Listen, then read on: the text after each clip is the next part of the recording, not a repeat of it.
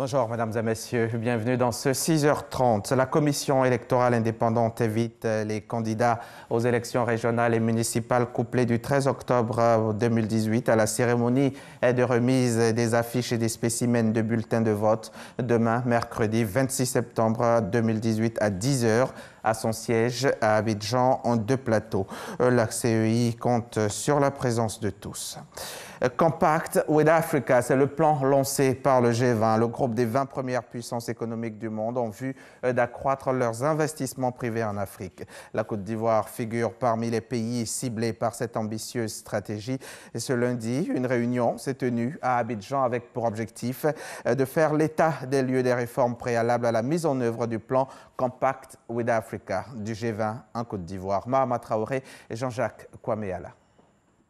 C'est la 3e réunion que tient l'équipe pays de l'initiative Compact with Africa du G20 en 2018. Au cœur des échanges entre le gouvernement ivoirien et les partenaires au développement, cette question, comment capter au mieux les investissements directs étrangers provenant des 20 premières puissances économiques mondiales. Il nous faudra arrêter les modalités concrètes de mobilisation du secteur privé national et ceux des pays du G20 autour des projets d'investissement du gouvernement ivoirien. Ce faisant, nous réussirons donc à réaliser l'objectif ultime de l'initiative Compact du G20, qui est de mobiliser les investissements directs étrangers en Afrique, perçu aujourd'hui comme un continent à fort potentiel de croissance économique. En la matière, la coopération ivoiro-allemande est un exemple à suivre, selon le ministre Adama Kone. Le gouvernement allemand a octroyé à la Côte d'Ivoire une ligne de crédit de 65 milliards de francs CFA destinée à financer des projets dans les énergies renouvelables. En outre, pour encourager les investisseurs allemands à venir en Côte d'Ivoire, le gouvernement de notre pays a décidé d'alléger les conditions d'exportation pour la Côte d'Ivoire en baissant la franchise de garantie de crédit à l'exportation appelée EARNS de 10% à 5%. Les conclusions de cette rencontre vont alimenter le dossier Compact G20 de la Côte d'Ivoire qui sera présenté mi-octobre aux assemblées annuelles du Fonds monétaire international et de la Banque mondiale. Ces assises se tiendront à Bali, en Indonésie. Ouvert le 20 septembre dernier à Yamoussoukro, le séminaire bilan à mi-parcours de la Direction générale du Trésor et de la comptabilité publique a livré ses conclusions vendredi dernier. On retient un bilan globalement positif avec notamment une mobilisation sur le marché international des capitaux d'un montant de 1288 milliards de francs CFA au premier semestre 2018. Plus de détails dans ce reportage signé Jean-Luc Bango. Les 8 premiers mois de l'année ont été particulièrement fructueux pour la Direction générale du Trésor et de la comptabilité publique. Cette administration a pu notamment mobiliser sur le marché international un montant de 1288,3 milliards de francs CFA, soit un taux de réalisation de 177%. Pour le recouvrement de recettes fiscales et non fiscales, sur un objectif cumulé de 57,47 milliards de francs CFA, le Trésor public a pu recouvrer 66,119 milliards de francs CFA au 31 août 2018. Quant au niveau de souscription aux bons et obligations du Trésor, il a atteint la barre de 2 milliards 400 millions de francs CFA, là où était attendu le montant de 2 milliards 34 millions de francs CFA.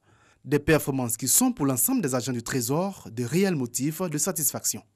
Ces exemples montrent bien l'efficacité du travail en équipe et confirment le fait que notre institution est bien engagée sur la voie de la performance. Nous avons vu, comparé aux autres années, l'évolution des choses. Nous avons vu que les agents du Trésor ont commencé réellement à s'approprier nos valeurs. Les valeurs de l'institution sont les valeurs d'intégrité, d'honnêteté, de travailleurs. Pour atteindre ces objectifs-là, nous avons mené sur le terrain des campagnes de sensibilisation à l'endroit des différentes administrations, à l'endroit des écoles.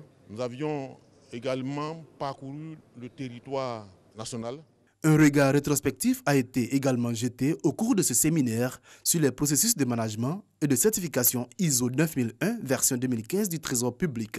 Ici aussi, avec des taux de réalisation satisfaisants. Pas de quoi dormir cependant sur ses lauriers. Il convient toutefois de relever que les questions cruciales de l'institution sont loin d'être épuisées. Aussi voudrais-je vous inviter à continuer d'entretenir cette flamme du travail bien fait afin que le Trésor public épouse davantage les bonnes pratiques managériales ainsi que les standards internationaux de productivité et de performance. Les séminaristes ont ainsi été exhortés à s'approprier les recommandations qui ont été formulées à l'issue des travaux et à prendre les dispositions nécessaires afin de parvenir, avant la prochaine évaluation, à l'exécution de toutes les autres actions. Vous allez le voir en image, le ministère de la Modernisation de l'Administration et de l'Innovation du service public veut faire connaître ses missions. Missions qui se résument à la simplification des relations entre usagers et les administrations de l'État, à la mise en œuvre de la politique d'informatisation de l'administration. Cela vise à rendre l'administration publique efficace et efficiente, pilier essentiel de la volonté du gouvernement faisant partie du Plan national de développement 2016-2020. C'est pour présenter ces missions dans l'optique de permettre aux acteurs de ce département ministériel qu'une rencontre de partage d'informations et de réflexion est initiée en vue de donner un contenu plus opérationnel au concept de modernisation de l'administration.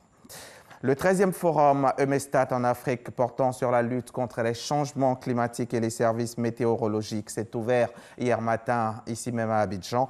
Cette rencontre internationale qui réunit plus d'une cinquantaine de pays a été précédée d'un accord portant sur la 3e génération de satellites météorologiques et la réduction des risques de catastrophes. Le reportage est signé Grace Kando. Un nouvel accord pour la réduction des risques de catastrophes naturelles entre l'Union européenne et les pays africains. Cet accord permettra de recevoir de meilleures données grâce à un nouveau satellite qui sera lancé à partir de 2021. Le suivi des nuages et des systèmes orageux seront améliorés et les précisions météorologiques plus précises. Nous allons avoir encore des données avec des résolutions qui passeront de 3 km à 1 km. Beaucoup plus de pixels donc, notamment, et avec beaucoup d'autres canaux. Donc tout cela nous permet de gagner en temps, en délai. On passera de 15 minutes à 20 minutes pour les mises à jour. On aura des images beaucoup plus précises. La déclaration d'Abidjan permet mieux prévenir les catastrophes, mais également d'assurer une prévision du temps qui soit beaucoup plus fiable, et permettre ainsi de lancer des alertes, mais également les prévisions pluviométriques pour que les agriculteurs puissent être informés à temps des bonnes périodes. Cette signature dénommée Déclaration d'Abidjan a été suivie du 13e forum EMETSAT, initié par une organisation européenne d'exploitation des satellites météorologiques dont l'un des objectifs est de préparer les pays africains à l'utilisation de nouvelles techniques et programmes en matière de lutte contre les changements climatiques. Appui des satellites à la réduction des risques de catastrophes naturelles et à la résilience au changement climatique. Thème de ce 13e forum qui réunit une cinquantaine de pays venus d'Afrique et d'Europe. L'ambassadeur de Côte d'Ivoire au Maroc a célébré l'amitié entre les deux pays, entre la Côte d'Ivoire et le Maroc. Isiaka Traoré a profité de cette occasion pour souligner les avancées notables en matière de coopération entre les deux pays. Plusieurs représentations diplomatiques ainsi que des représentants du gouvernement marocain ont pris part à cette journée de la Côte d'Ivoire. Serge Koléa y était pour RTI. Plus de 60 représentations diplomatiques basées au Maroc ont répondu à l'appel de l'ambassadeur de la République de Côte d'Ivoire au Maroc. Et pour cause, l'instant est solennel. Son Excellence Idrissa Traoré, ses collaborateurs ainsi que toute la communauté ivoirienne célèbrent l'an 58 de l'indépendance de la Côte d'Ivoire.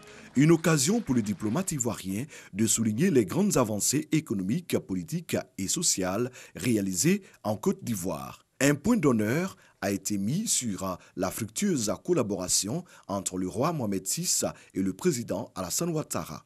Le président Alassane Ouattara, dès son accession à la magistrature suprême, a intégré dans les objectifs prioritaires de son gouvernement la redynamisation de la coopération entre nos deux pays, au point d'en faire à l'heure actuelle un exemple de coopération sud-sud et gagnant-gagnant, ce qui place le royaume parmi les tout premiers investisseurs en Côte d'Ivoire en termes de volume d'investissement. Pour sa part, le représentant du gouvernement marocain a tenu à réaffirmer l'engagement de son pays à travailler avec la Côte d'Ivoire. Ce sont des pays frères, deux pays qui marchent main dans la main et nous souhaitons que ce modèle s'élargisse un peu à toute l'Afrique. Malgré tous les problèmes qu'avait vécu la Côte d'Ivoire, le peuple ivoirien a voulu effacer un peu l'ardoise du passé récent pour ouvrir une nouvelle page et nous sommes très sensibles à la stabilité et au développement de la Côte d'Ivoire. Au cours de cette célébration, marquant l'amitié entre le Maroc et la Côte d'Ivoire, la culture ivoirienne a été mise en exergue. Danse traditionnelle, orchestre de musique urbaine made in Côte d'Ivoire ont tenu en haleine le nombreux public.